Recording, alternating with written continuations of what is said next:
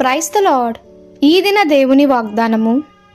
న్యాయ విధులను బట్టి ఆయన దీనులను నడిపించును, తన మార్గమును దీనులకు నేర్పును. కీర్తన గ్రంథము 25వ కీర్తన 9వ వచనము. మీరు దేవతల వలె ఉందురు అన్న వాగ్దానంతో సాతాను ఆదాము అవ్వలను శోధించి మోసపరిచిన నాటి నుండి నేటి వరకు మానవుడు తన్ను తాను హెచ్చించుకోవాలని ఆశ కలిగి ఉన్నాడు.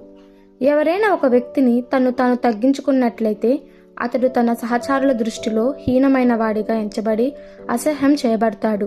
అయితే దేవుడు వేరొక విధంగా ఆలోచిస్తాడు. తాను ఆశీర్వదించి హెచ్చించుకోవాలనుకున్న వ్యక్తి దానికి ముందుగా తన్ను తాను తగ్గించుకొని దీన మనస్కుడు కావాలని ఆయన ఆశిస్తాడు. తన్ను తాను హెచ్చించుకోవడము ఆయన దృష్టిలో హేయమైనది. మోషేను గమనించుడి. అతడు ఫరో ఇంటిలో పెరిగి పెద్దవాడయ్యాడు. అతడు అక్కడ 40 ఏళ్ల ఉండి ఐగుప్తీయుల సకల విద్యను అభ్యసించాడు. మాటల యందును కార్యక్రమాల యందు ప్రావీణ్యం పొందాడు. అయితే అతన్ని తన్ను తాను హెచ్చించుకునేందుకు శోధించింది.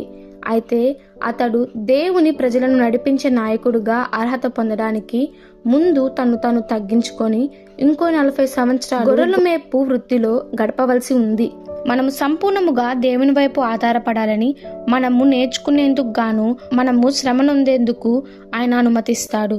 ఆయన బోధించిన వినయపు పాఠాలను నేర్చుకున్న తర్వాత ఆయనపై మనం పూర్తిగా ఆధారపడతాము.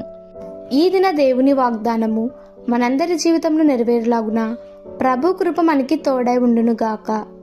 Amen. God bless you all.